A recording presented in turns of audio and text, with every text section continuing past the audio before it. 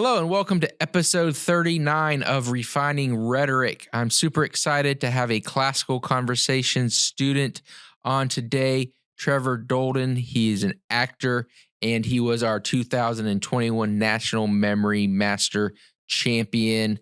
And we, of course, will talk about some current events and how we should look at that through the classical tools of learning and wrap up with our segment on crypto. Let's jump in.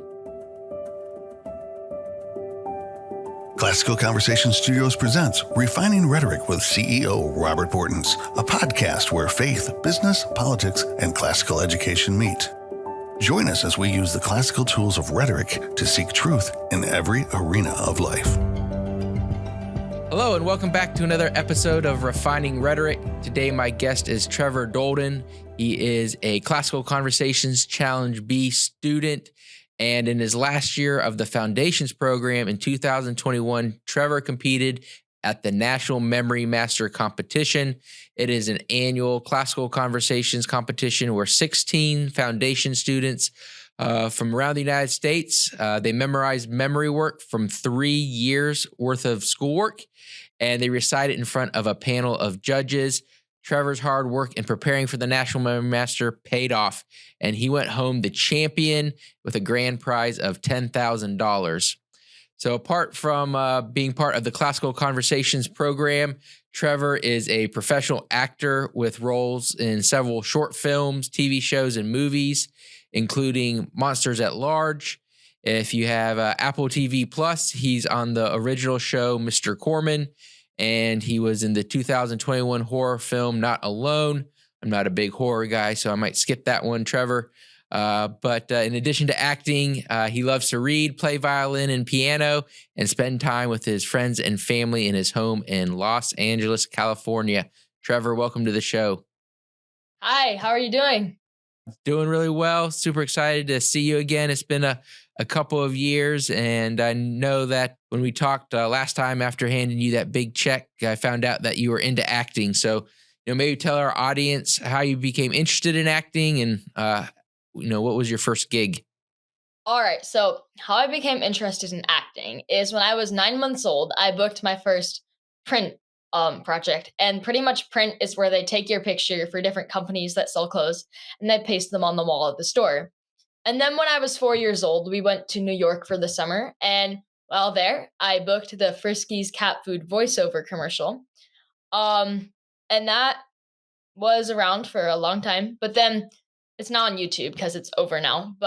And then when I turned 6, I booked this movie called Monsters at Large. And there was a lot of sets there and I met a lot of people. And every time I go back to Florida, I get to see those people. That's a lot of fun. It's amazing who you get to meet and how your journey goes. You never knew at 9 months of old, you probably weren't thinking about your future stardom. Well, how is living in LA? I guess that's the place to be if you're going to be an actor. So what type of opportunities do you see just living in the big city? Okay, so when we lived in Florida, there wasn't as big of a market. So when I turned 8, we moved to California, and we were only going to stay out there for 2 months, see what it was like. I ended up booking a whole bunch of national commercials all around the country. And so pretty much we decided, oh, well, we'll move here. So we got an apartment, and 5 years later, we still live here. Well, California is a beautiful place. What has been your favorite role and why? I like all my roles, but if I had to choose one, I'd probably say Monsters at Large, just because it was my first role. And I still get to see those people every time I go to Florida. So that's pretty nice. Another role that I had fun on was when I did Not Alone, because there are 2 directors, and one of them I was really close with, and he actually lives in California here.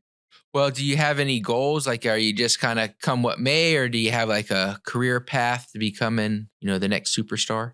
Well, I'd like to be a series regular on a TV show. Just have fun.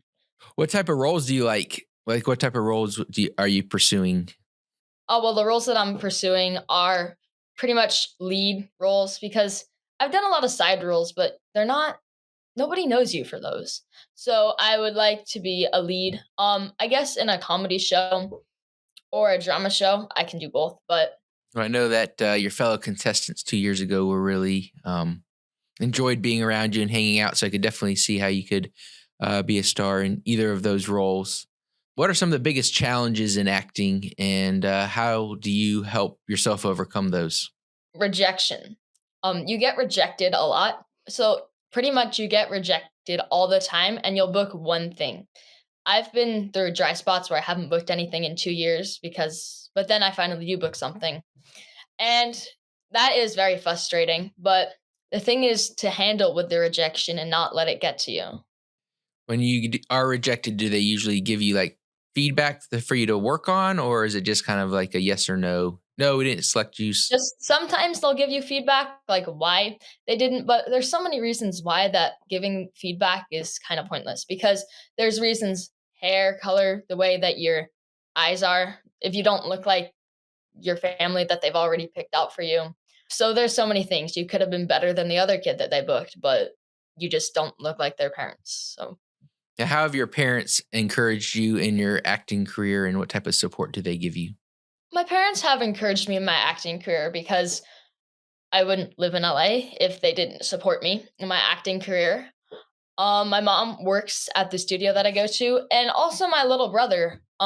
He practices scripts with me. On Tuesday, my community day, I got an 11-page script. So over lunch, I had to, go read that, and we practiced it in the car on the way home. And so, otherwise, if I hadn't done that, I wouldn't have been able to memorize it and filmed it the next day at 9 a.m. So Oh wow, that's a quite a quick turnaround. So tell us, like, how does homeschooling benefit you as an actor? Give you the freedom to pursue your passions? I have more time. I'm not always at school or having to do stuff that is required for school.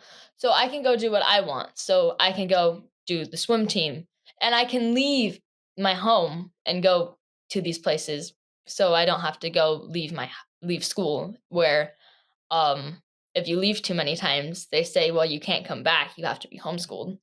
So In some states, they put you in jail if you don't show up to school enough. yeah. Well, most of the time it's actually the parents. Truancy laws. Yeah, not kids your age. So tell us about your classical conversations experience. I understand that you were a memory master. Of course, you were the national memory master, but you're also a memory master for 7 times throughout your foundation's career? Yeah, it was 7 times. When I was 4 years old, I told my mom I wanted to do Memory Master, but it was January, so it was a little late. So we did this thing called Mini Memory Master. But then the other 7 years I was in foundations, I did Memory Master all of those times. And it helped me with my memorization. Yeah, absolutely. Is that something that you just enjoy doing, memorizing things, or is that something that kind of developed as you grew older? Oh, well, memorizing was something that I don't enjoy still, but it was memorizing. CC helped me with my memorization because I used to love to sing the history sentences, all those things, even the timeline. And so learning how to memorize when I was 4 or 5 years old has helped me now be able to memorize things in, 3 hours or two. So Mm. Yeah, that's quite an accomplishment. And one of the things my mom always says, like, if those secular actors can memorize their lines, us Christians can memorize Bible verses. So I think it is an important skill to have. Tell us about your hobbies. You say you play the piano and violin. yeah, I do play the piano and the violin. Um, I'm not very good at the piano yet. I'm much better at the violin, but some other things that I like to do is I swim, um, acting as well. And I also did diving over the summer, and that was really fun. I met a lot of people there, and it was a really good time over the summer. And honestly, can't wait for this summer.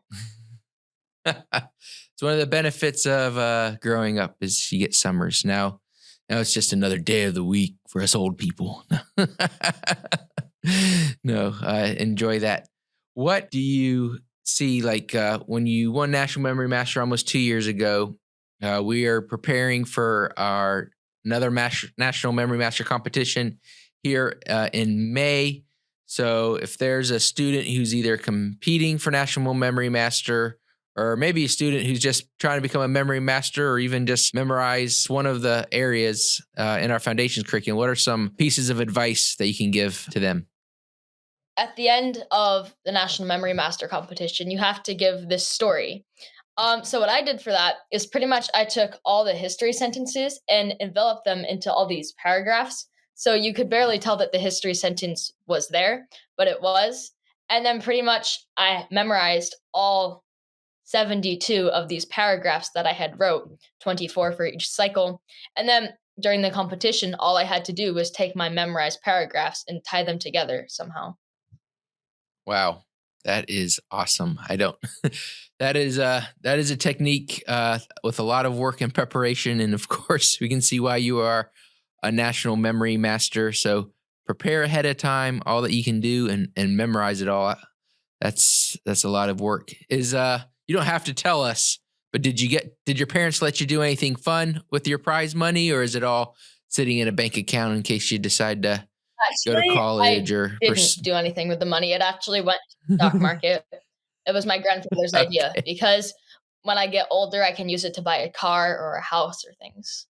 Well, good. Hopefully, you put it in some good stocks. I'm not a professional stock advisor, so don't ask me any questions about financial advice. So you're in second semester of Challenge B. So how's that transition been from Foundations Essentials into Challenge, and what are some things that you're enjoying now? So some things I enjoy with the challenge program is that I already know what my work is for the week, so I can get it done in 3 days, and be finished with it. And the reason that I like that is then I have the rest of my days off. So if I need to, work on a script more or just don't want to do school that day, I don't have to because I already did it. Foundations was a lot of fun for me as well. I went to a lot of communities during foundations just because we moved, but I had a lot of friends in foundations, and it was a good time. What's been the biggest difference for you between Challenge A and Challenge B? The biggest difference is we moved communities for Challenge A through Challenge B. Another difference is my class in Challenge B is more connected because last year nobody in my class at the other community had a phone, and this year everybody does. So now we can all stay Okay. connected. I know my daughter's 8. She's always like, "When do I get a phone?" So not this year for her.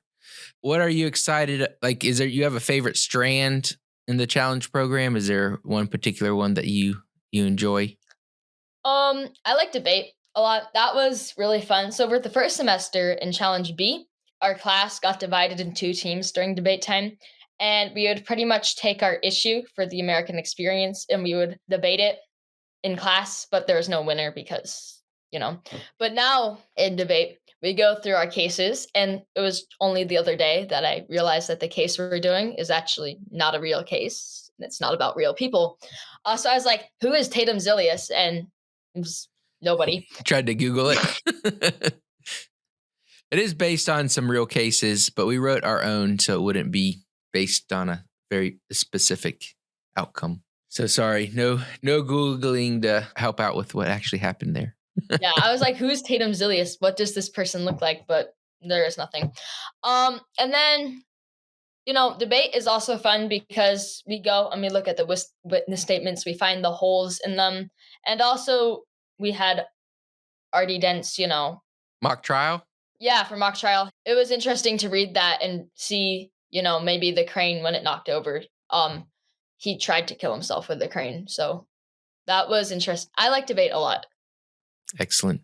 Is there anything you're looking forward? I know, as a young man, you're probably just thinking about what work you need to get done this next week. But is there anything in the future challenge levels or something you're excited about learning about more in the I'm future? excited for Shakespeare. That's gonna be fun. Nice. Yeah, I was wondering if you being into acting, if you'd be into Shakespeare. Yeah, I'm excited for that. This year I'm excited for mock trial. Would you recommend other classical conversation students try to get into Hollywood and acting or not? Well, it depends if you want to do it or not, because acting is one of those things where you actually have to really want to do it because you get rejected all the time. And if you don't have a passion for it and you get rejected all the time, it can take its toll and you probably won't want to do it anymore. Well, any last advice to any students participating in the National Memory Master competition? I know you gave them a little bit of advice of trying to memorize their story beforehand, but what else? Anything else? You got to work hard for it. It was very difficult. But also, if I had some advice, if you do the paragraph thing, practice them every single day. That's what I had to do. And also for memorization, just to memorize, the things that are just frustrating to memorize, write them down every single day. It'll help you. And also the map, 3 fingers from your middle fold line is where the center of Greenland is. All right. Learn something new every day. Trevor, thank you so much for coming on the show. If the listeners want to learn more about you and your work, is there a website or social media that you're big on, or just go to your IMBD? So there's IMDb and there's also Instagram. And my handle for Instagram is Trevor_Dolden. It's very original. But yeah, so that's how you can find me.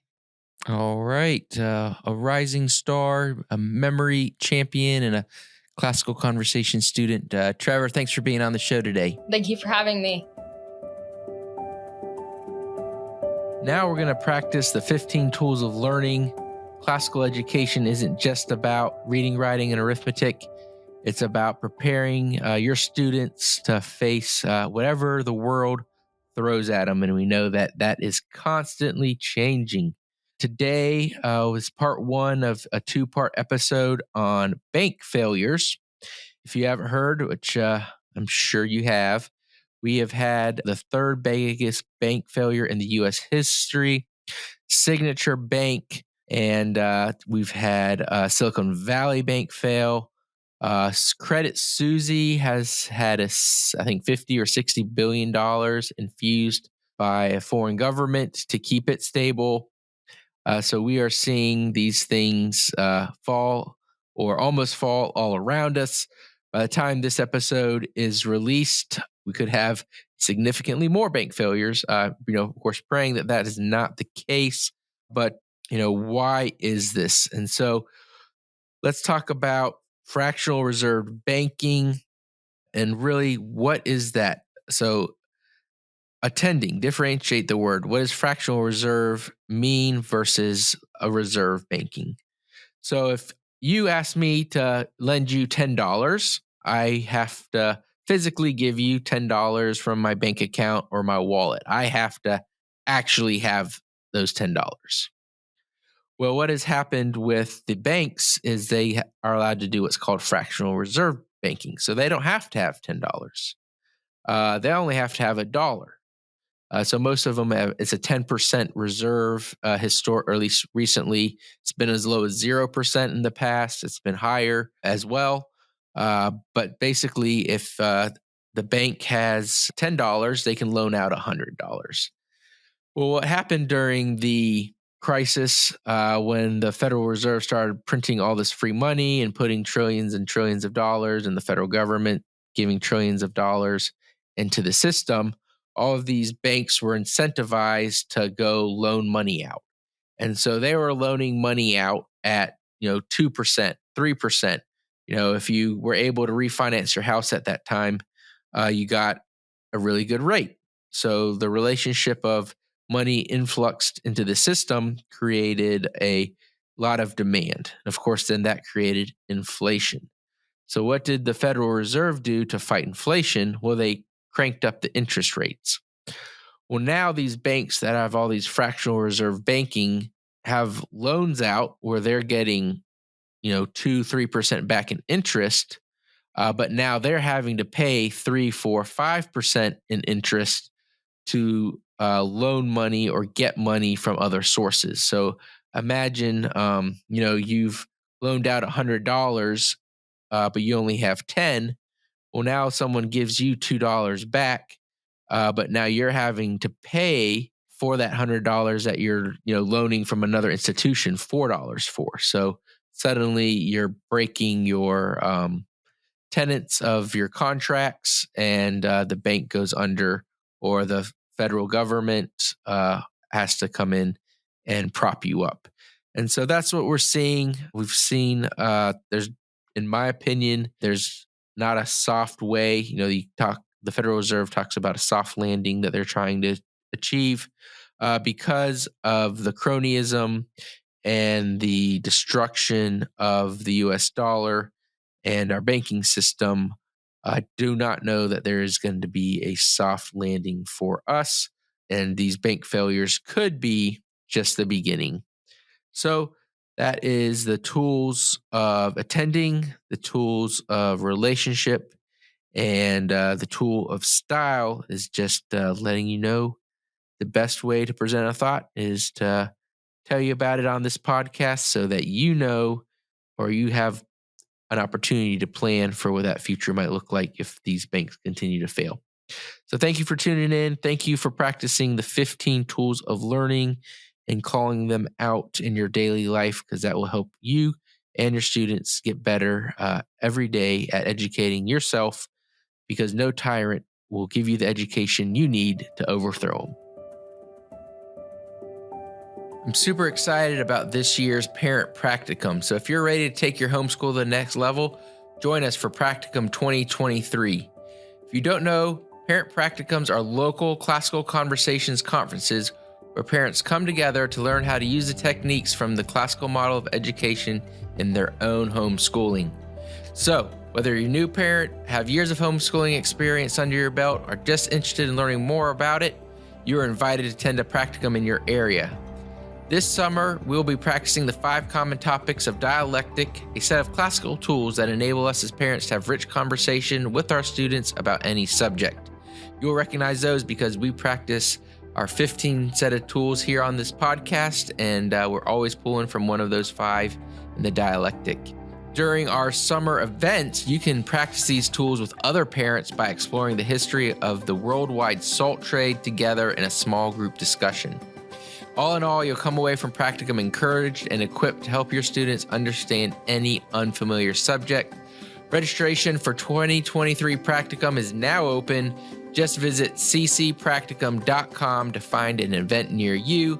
Again, that website is the 2 letters ccpracticum.com. We'll see you there. Welcome to Classical Crypto with Will. Today, I want to take a look at XRP. Now, why do we keep coming back to XRP? Well, the SEC sued Ripple Labs in 2020, saying that its token XRP should be a registered security, and they sold XRP without registering it. So it's been this big crypto battle, but we're focusing on XRP because whatever happens in this case, the rest of crypto is going to follow. So if XRP is deemed a security by the SEC, all of crypto is going to go that direction. Everyone's going to have to register their cryptos as security, and that's going to be a whole wave of what happens. It's more regulation, more red tape. If not, that is a win for cryptocurrency. I mean, you still have to pay taxes on it, but it'd be great, in my opinion, and in the opinion of many others, to not register them as securities. So that is why there's such a global interest in this case, and we're all ready to see what happens. The head of the cryptocurrency and blockchain company in Ripple is Brad Garlinghouse. He's the CEO. He says that he is very hopeful of a resolution sometime in 2023. And he actually said the first half of 2023 is what he's hoping for. Recently, Garlinghouse said, quote, "Judges take however long judges will take. We're optimistic that this will certainly be resolved in 2023. Maybe in the first half. So we'll have to see how it plays out from here. I feel very good about where we are relative to the law and the facts." So this is about registering tokens as securities. So Ripple has disputed this claim, and they say that their token, XRP, should not be considered an investment contract and is used in its business to facilitate cross-border transactions between banks and other financial institutions. So they're saying, hey, look, We're not a security. This is how we're using our token. In December, Ripple and the SEC submitted their final round of briefs seeking summary judgment in the case. Respectively, they accused each other of stretching the law. So that's kind of where both sides are pointing at the other, saying, hey, you're stretching law. The other side saying, no, you're stretching law. The judge could make at any time a ruling in favor of any side. That would avoid a trial, and that would avoid putting the matter before a jury. So we'll see what happens. Further, Garlinghouse has commented that he does not expect the company to settle the case with the SEC. Like he wants clarity. He said he's open to the prospect if there is clarity, but he's always said from the beginning, moving forward, we need to have it set in stone. We need to clear that XRP is or is not a security. So he really wants clarity from the SEC. He said, hey, no more gray lines. We're not doing that. We're not riding the fence. We need it black and white one way or another. So we'll see what plays out. It'll be very interesting to see what happens in the following months. Well, thank you so much for joining us today. If you enjoyed this episode, be sure to subscribe and share it with a friend. It's always great to hear from Classical Conversation students and how they are impacting and engaging in this world. So just a real treat to have Trevor on today. Thank you for listening to Refining Rhetoric with Robert Bortons. Want more? Make sure to subscribe so you won't miss an episode. You can also follow us on social media to continue the conversation. And visit classicalconversations.com/rhetoric to find out how you can join a local homeschool community.